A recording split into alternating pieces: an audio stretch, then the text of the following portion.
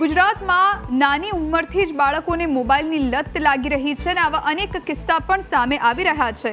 ત્યારે મોબાઈલની લતને કારણે બાળકોને માનસિક અસરો થાય છે, જેથી અમદાવાદના શિક્ષણ અધિકારીએ બાળકોની મોબાઈલની લત દૂર કરવા માટે અનોખી પહેલ શરૂ કરી છે। બાળકો માટે પ્રોજેક્ટ પરમ લોન્ચ કરવામાં આવ્યો છે। આ પ્રોજેક્ટથી બાળકોની મોબાઈલ અને સોશિયલ મીડિયાની લત છૂટી જશે।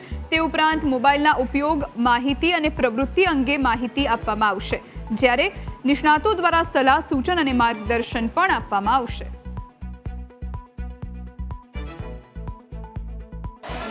સોશિયલ મીડિયાના વપરાશને સંતુલિત કરી શકે એ હેતુસર પ્રોજેક્ટ પરમ અહીંયા તબક્કાવાર અમદાવાદ શહેરની અંદર ચાલુ કરવા જઈ રહ્યા છે। એમાં પ્રથમ તબક્કો જે છે એ પરમ વેલનેસ ક્લબનો રહેશે। સેકન્ડ તબક્કો જે છે એ ટીચર્સ અને બાળકો માટેની ટ્રેનિંગ માટેનું મોડ્યુલ બુક રહેશે અને થર્ડ તબક્કો જે છે એ મોબાઈલ એપ્લિકેશન બેઝ જેને કહેવાય કે તલવાર જ તલવારને કાપે એ રીતે મોબાઈલની અંદર જ પરમ એપ્લિકેશન બેઝથી અમે એની અંદર એન્ટરટેનમેન્ટ એજ્યુકેશન મૂકવા માગીએ છીએ કે જેથી બાળકો મોબાઈલનો સુચારુ રીતે ઉપયોગ કરી શકે, એની સાચી સમજ સમજી શકે।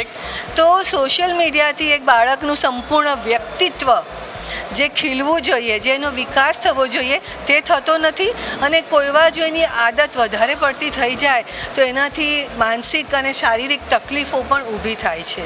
નાના નાના બાળકો ગળામાં દુખે છે એવી ફરિયાદ હોય છે, આંખો થાકી જાય છે, આંખના ડૉક્ટર પાસે જવું પડે છે, જલ્દી ચશ્મા આવી જાય છે, એમનું ધ્યાન લાંબા સમય સુધી એક જગ્યાએ રહેતું નથી।